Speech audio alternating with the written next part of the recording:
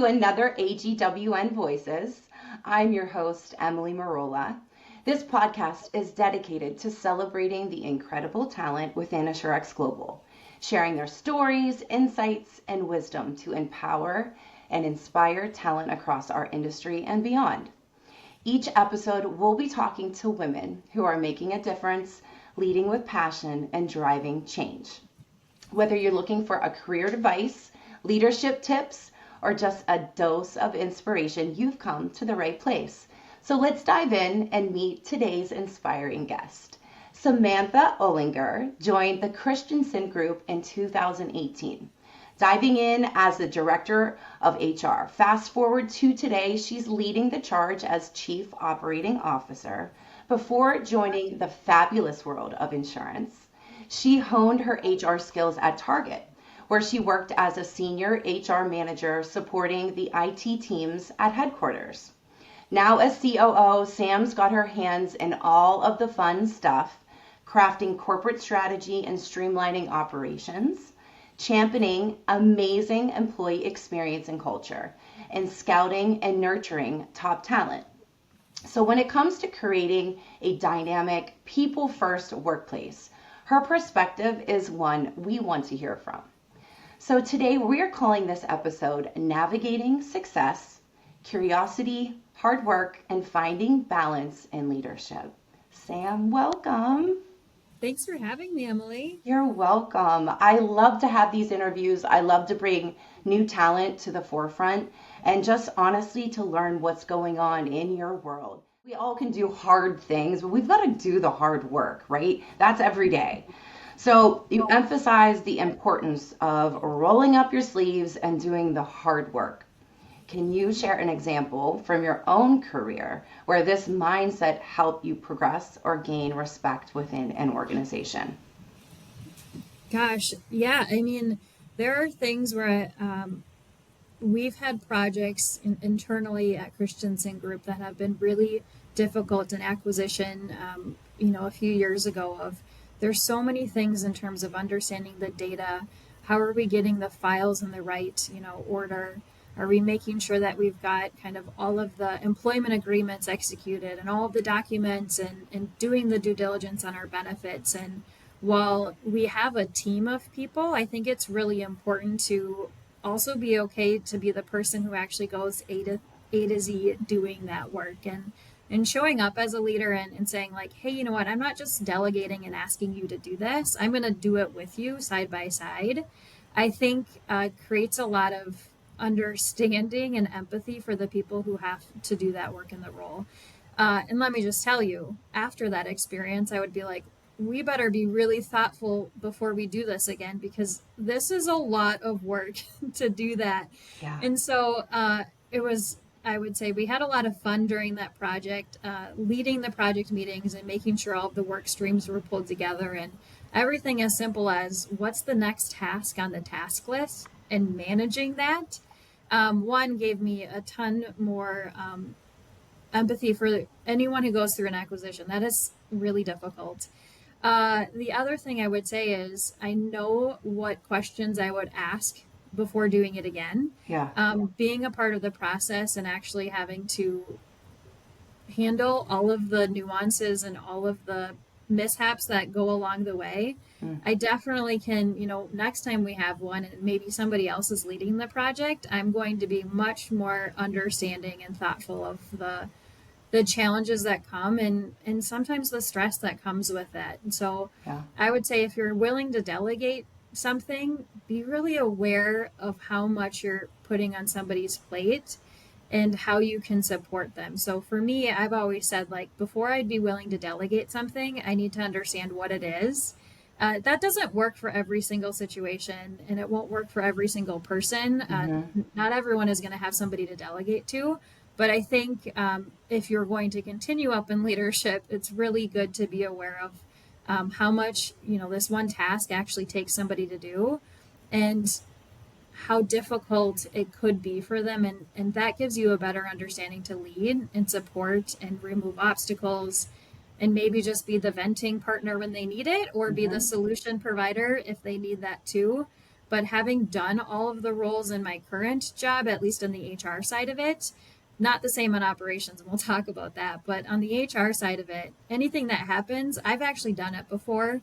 And so it gives me a lot more empathy for those who now have that task in their hand. Absolutely. It's perspective, right? And I think what you just described is like servant leadership. So you're getting down on the level of your team and understanding their perspective of, the task they're being expected to go through, and in the effort of making that process more efficient and effective and enjoyable, if it can be enjoyable, right? Yes. That's the sign of a good leader. So well done. I love that you have that actual example. That is a beautiful way to lead. In my opinion, that's the one way that you're going to gain that perspective and really have the team in mind at the end of the day. So there's Yeah. an And I would just effectiveness. say, like, I'd mentioned, and maybe I'll just go there.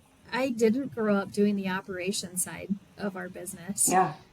There are people who do a ton of work, and I haven't been the one to actually, do licensing at our company. I haven't answered all the phones, so I don't understand how hard that might be when we aren't able to get the client what they need. So I haven't done some of that, but I would say the other thing that is really important and I've learned is be okay not knowing everything. And I think, I've grown up doing all the things A to Z, at least on the HR side, and I'm learning to be comfortable not knowing. Yeah. And the biggest thing I would say that has helped me is understanding when it's okay to say, like, I actually have no idea what you're talking about. and and feeling really comfortable. And you might not say that in a group of 10 people. You might write down something and then go back and do some research and figure out who you're going to ask and learn and be curious with to understand it. But I have done a lot of that research, and it's really humbling in the sense of I don't know a lot of things. I know some things, but there's more I don't know. Hmm. And what I found is people really respect when they know. You will say when you don't know. Yeah. And so I've built a lot of partnerships with people, and they know, like, if I know, I'm good. And if I don't know, I will admit that so that I'm not, faking it in a way that is disingenuine. Yeah. They can trust that I know what I know, and I'm very aware of what I don't know, and I'll find the right resources. I'll research it, I'll figure it out, but I'll also use partners to help me learn. Yeah. Yeah. And what I found is actually not knowing everything is okay because I Yeah. know enough to ask really good questions. And I might pose a question that is kind of like, of course we do it that way. But I, pose a question in a meeting with all the experts and they start thinking about something differently. Yeah. And so Yeah. I found not knowing everything is actually okay.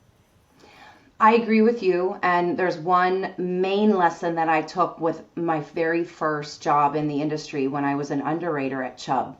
And I remember feeling very overwhelmed. It's a lot to be able to like get a book of business and manage all of these brokers and make everybody happy, which you never can, right? Yeah. I think the biggest takeaway, and this is like a lesson that I can remind myself, it doesn't matter what level of your career, if you can turn that into being a resourceful person, right? If you do, no one expects you to know everything, but if you can have that follow through, and if you are known to be a resourceful person and you know exactly how to find the information, you're good. And I feel I like people need to totally hear agree. that. Yeah, I totally agree. I tell so many people, like, be curious, be resourceful. If Yep. you can do those things, like, it's okay if you don't know the content. I trust that you're going to figure it out. You're going to come ask questions. Yep. I think those are really good skills for anyone, regardless of where you are in your career. I love that. Okay, so we've got be curious, right? We do the hard work. Number Mhm. three, crush your current job and be consistent. So, why do you think consistency and performing well in your current role is such a crucial factor for career growth? And how can individuals maintain this consistency without burning out? Well, I'm not sure if I have the best answer without burning out, but I can talk about crushing your current role. As I think about leading teams and talent management and from an HR standpoint, we always want to make sure that, we're promoting people and growing them internally. That's really important. It's very important at Christensen Group to kind of build our bench for those roles and promotion. But I would say you don't get considered unless you're doing really well on your current job. And I think that's really important. It's awesome to have aspirations to get higher and to have, a certain title or something more. But from a leadership perspective, you really only get that visibility and that acknowledgement when you're doing really well on your current job. Yep. And so I would say when you are able to, go above and beyond and you're being very consistent and performing, exceptionally well, that's when people really take notice. And for me, the easiest way I thought about this is like, I actually have no idea when I'm, back, let's talk corporation days of this, of like, I didn't know when I was getting promoted. All I knew is I was in the current job and next year I might be in that same job. And if I have to do this process again next year, I want it to be better. I want it to be more efficient. I don't want it to be so hard. And I think part of that process was I got some visibility of like, wow, this is really great work. And I think I was leaving a legacy for the next person of they got an improved experience. It wasn't just Sam doing her, job in this year and next year. Whatever you got is whatever you got. Yeah. I always tried to leave it in a better spot than I received it. And really wise. I think that one, it helped me because sometimes I was anniversarying myself. And by the time I got to next year, I was like, oh, last year, Sam really did myself a favor. That's cool. And so I would just recommend that because one, if you happen to still be in that same spot, you'll be thankful the next year.